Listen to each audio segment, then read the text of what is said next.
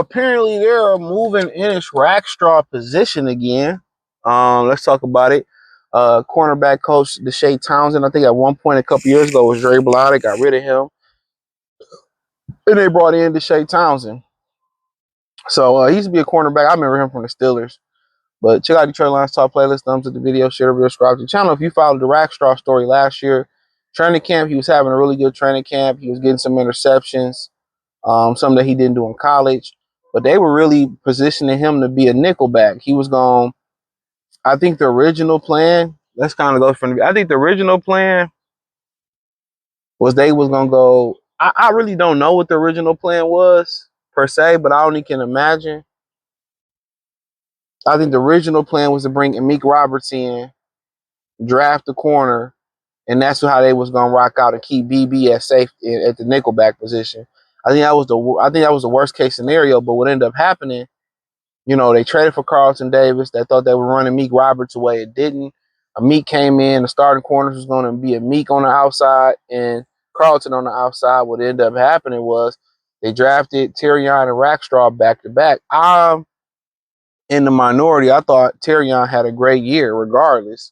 Look at some of his numbers. Yeah, the people focus on the holding call, but that's how you supposed to play corner. You're not in the NFL. They let the corners catch the ball for financial purposes. I mean, they let the receivers do everything for financial purposes.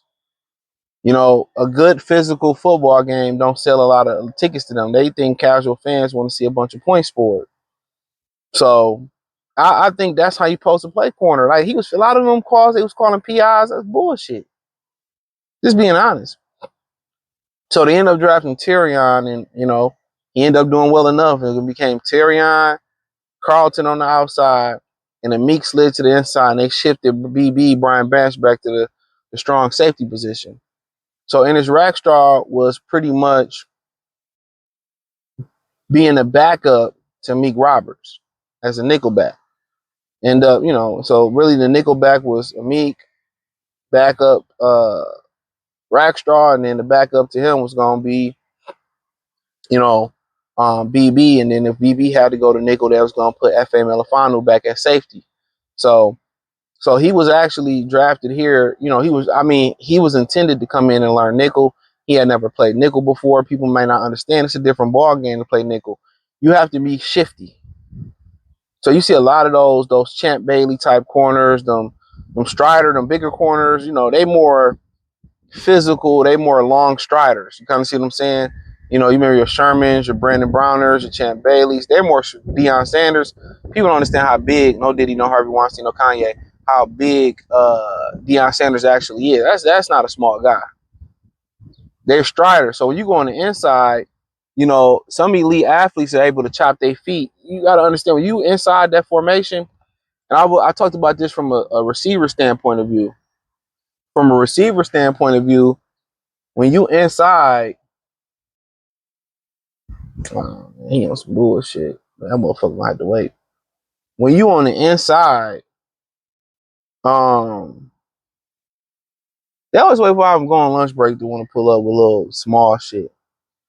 I should act like I don't even see this motherfucker, honestly. But I think my partner, he just left. Oh, it's abroad. All right, my bad. But yeah, so it's a difference when you go on the inside. I had to unload somebody, but it's a difference when you go on the inside.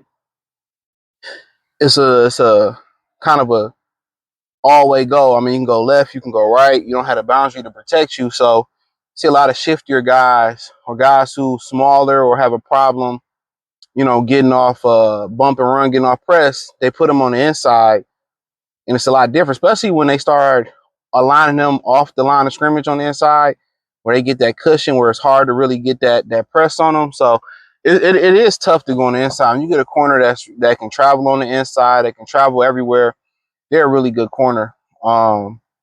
So yeah, you be like, well, why don't this guy really travel? Probably because he can't play the nickel.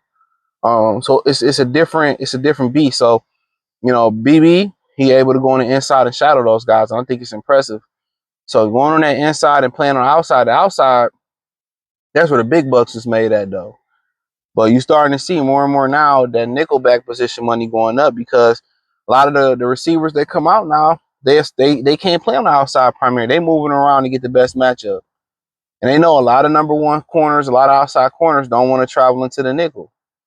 So, but Rackstraw, they saying he going back to the outside now to his natural position. So, what you're gonna have now is DJ Reed, Terrion Arnold, Meek is gonna be your nickel, and then outside of Meek, Ennis, Rackstraw, and Meek is gonna kind of be your outside backup corners. So, I think that's best for him.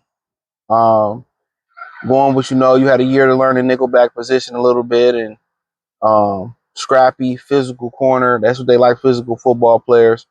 So, I mean, you never know. Injuries come and go. But I like him going back to the outside. But if they need him, he got some experience in the nickel. Amik Roberts, guess what? He got some experience in the nickel. Hell of an outside corner. I mean, he can do both. So when you have that calling card, when you have that ability, you become more of an asset. So when people say they might trade Amik Roberts, it made no sense to me. You got a guy that can play the nickel, a guy that fits what you want, physical, man to man, can play zone. Also, he can cover the best. He can cover the best receiver in the division, whether he going in the slot on the outside and Justin Jefferson. I believe the best receiver in football. That's my opinion. When he's talking about Jamar Chase, I just always see Jamar Chase just doing shit down the field. I see Justin Jefferson doing shit everywhere, over the middle. I mean, to me, he's one of the most amazing receivers I've ever seen. He's done some of the most amazing things versus us. And yeah, Stephon Diggs, Randy Moss, Chris Carter, one of my personal favorite receivers of all time. But Justin Jefferson is the real deal, bro. So to be able to hold him down, and regardless the quarterback, that's another sign he's the best receiver in the league. Tyreek don't ball without a Tua or Patrick Mahomes. Man, you can put Jake the Plumber, you can put Mario and Bowser at quarterback, you can put me at quarterback. Justin Jefferson gonna ball. So I ain't really no hater, bro. I can give credit where credit is due. He's definitely one of the 5 best football players in the league, probably even higher than that. But yeah, for the most part, you get a guy like a Meek, so it's a strength. What's so funny is they put a lot of assets in their cornerbacks, and they don't put a lot of assets in their front four or as a pass rush on the edge. Whereas in previous regimes, especially with Martin Mayhew, he was a DB in the league. He didn't put any stock into the DBs. He didn't believe in taking DBs early.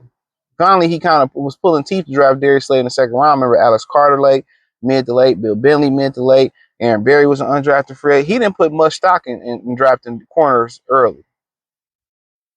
He didn't put no stock in that shit. But they believed in pass rushers, Ziggy Ansah, Cliff Averill. They believed in those type, pass rushers. And now we got a regime that believe in DBs but don't believe in edge rushers, which is bananas. But let me know what y'all think. Shout out to Rackstraw. Hit the link in the description. Follow me on X, Instagram, Spotify, Anchor, Cash App, Venmo, PayPal, Kick, Twitch. I'm everywhere. Wherever I'm at in the link tree, that's where I'm at. Peace.